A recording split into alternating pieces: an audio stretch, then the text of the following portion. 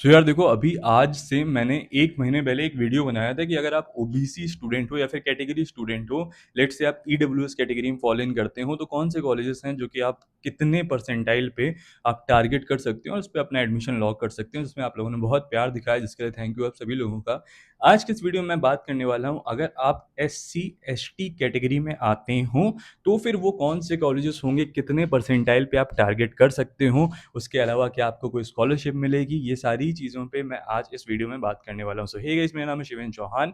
मैं हूँ आपका अपना एमबीए कंसल्टेंट, जो कि फैक्ट के बेसिस में बात करता है कि आप अपना जितने भी कॉलेजेस वगैरह हैं, वो सब देख के, सुन के, उसके बाद आप उस पे एडमिशन ले सको और आप डिसीजन बना सको कि आपको किस कॉलेज में अप्लाई करना है, किस में नहीं करना है। तो आज की इस वीडियो में बात करने वाला हूँ एससी/एसटी स्टूडेंट के लिए। तो सबसे अच्छी न्यूज़ पता है क्या है? 75 परसेंटाइल लेके आओ, आईआईएम की कॉल आपके पास आने वाली है, आईआईएम ब्लैकी से भी कॉल आपके पास आने वाली है।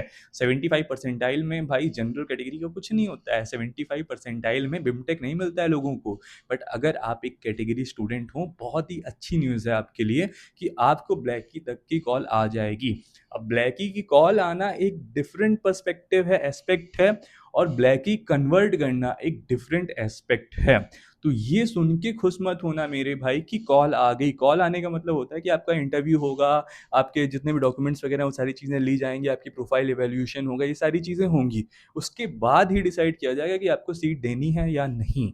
क्योंकि एस सी एस टी बहुत सारी एप्लीकेशंस हो जाती है ना, तो उसके बेसिस पे अगर एक हम कह रहे हैं कि अगर चलो ठीक है, रिजर्वेशन का सारी चीज़ें हैं, बट उसके बाद भी जो एस सी एस टी में 75 परसेंटाइल लाने के बाद भी जो बेस्ट ऑफ द स्टूडेंट होते हैं, शॉर्ट लिस्टिंग उन्हीं की होने वाली है।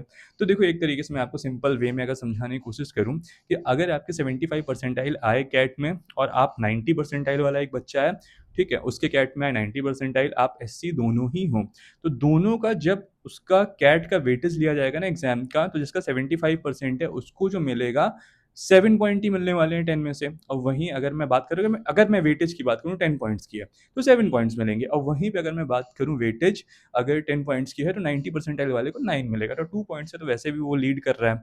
ठीक है, तो अलग अलग कॉलेजेस का अलग अलग कैट का वेटेज होता है, कोई 30% की वेटेज देता है, कोई 35 की देता है। इनफैक्ट कुछ कॉलेजेस जो बेबी एम्स वगैरह हैं, वो 60% तक की वेटेज कैट के एग्जाम को दिया करते हैं।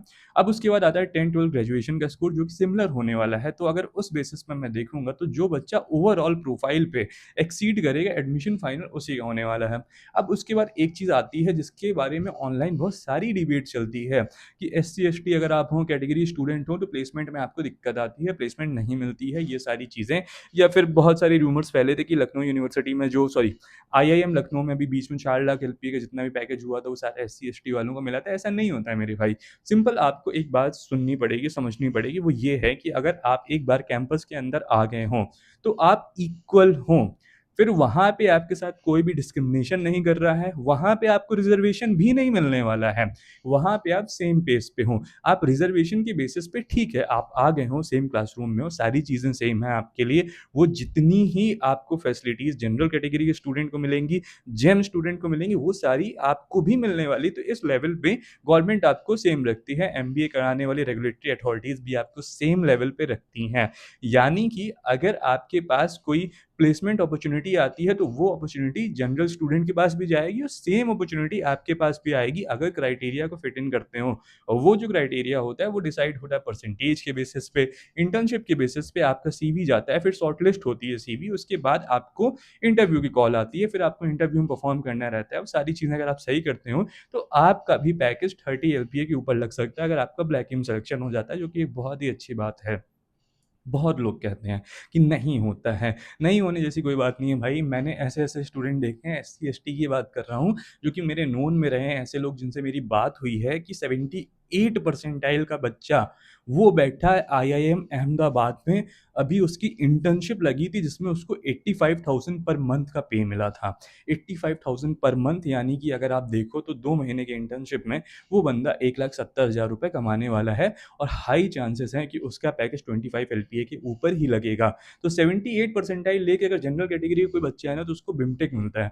बिमटेक से अगर एवरेज प्लेसमेंट की मैं बात करूँ, तो आपको 10 लाख का मिलने वाला है। वहीं पे अगर आप थोड़ा भी चलो ठीक है, कैटेगरी एडवांटेज लेके बहुत अच्छी बात है, आप लो। अगर कोई आपके पास फैसिलिटीज़ अवेलेबल हैं, तो आपको लेना चाहिए। अब लेने के बाद अगर आप कैंपस के अंदर आ रहे हो, फिर सेम पेस पे हो, फिर वहाँ पे इक्वलाइज़ेशन है, वहाँ पे आपको कोई भी प्राथमिकता नहीं मिलने वाली है। वहाँ पे सब कुछ सेम है, और जब सारी चीज़ें सेम है, तो शेयर टैलेंट के बेसिस में, प्योर टैलेंट के बेसिस पे ही आपका प्लेसमेंट लगेगा। तो अगर आप डिज़र्विंग हो, आपको 30 एलपीए का पैकेज मिलेगा। आप डिज़र्विंग हो, 1 सीआर का भी पैकेज मिलेगा। अगर आप डिज़र्विंग नहीं हो, तो फिर आपको 4 एलपीए मिलेगा, आपको 5 एलपीए मिलेगा, आपको 10 एलपीए भी देखने को मिलेगा। तो ये था सब कुछ एससी एसटी वालों का, जितना भी एडमिशन क्राइटेरिया है, क्या उनको एडवांटेजेस होते हैं, क्या नहीं होते हैं। तो अगर कोई भी मिथ है अपने दिमाग से, तो निकाल दो। सारे ही मिथ आपको इस वीडियो में कवर मैंने कर दिए हैं। तो अगर आपको वीडियो अच्छा लगा हो, वीडियो को लाइक करो, शेयर करो, चैनल को सब्सक्राइब करो। Till that take care, have a nice day guys.